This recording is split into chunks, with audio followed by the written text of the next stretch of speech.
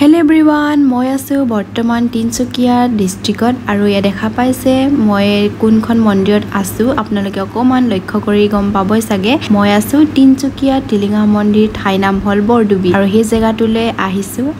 লখিমপুৰৰ পৰা ট্ৰেইনৰ যাত্ৰা লৈ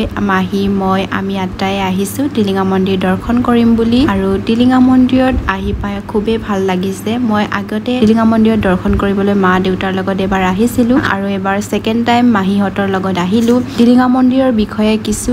কথা অকমান আপোনালোকক জনাব বিচাৰিছো টিলিঙা মন্দিৰ হৈছে 1964 চনত এই মন্দিৰ বা নিৰ্মাণ কৰা হৈছিল আৰু অসমৰ ভিতৰত একমাত্ৰ লেমন বুকত ৰেকৰ্ড কৰা নাম হৈছে এই মন্দিৰ ভাগ লোকবিশ্বাস মতে এই মন্দিৰ ভাগ আছিলে চাহ বাগিচাৰ মাজত আৰু এজন লোকে শিৱলিংগ এটা উদ্ধাৰ কৰা যায় বুলি কয় তাৰ পিছৰে পৰা এই টিলিঙা মন্দিৰ স্থাপন কৰা হৈছিল আৰু এই মন্দিৰ ভাগলৈ বহুত দূৰ দূৰণি ঠাইৰ পৰা মানুহ আহি দৰ্শন কৰেহি আমিও টিলিঙা বান্ধি নেদেখাজনৰ পৰা আশীৰ্বাদ বিচাৰিলো আৰু তেনেকৈ এই মন্দিৰ ভাগত যি মনৰ পৰা বিচাৰে সেই মতে টিলিঙা বান্ধি দিলে হেনো মনৰ কামনা পূৰণ হয় বুলি কয় আৰু সেই মতে আমিও কৰিলো এতিয়া মন্দিৰ ভাগৰ পৰা ওলাই আহিলো আৰু আজিলৈ মোৰ ভিডিঅটো ইয়াতে সমাপ্ত কৰিছো নেক্সট ভিডিঅ হয়তো আপোনালোকক লগ পোৱাৰ আশাৰে বাই বাই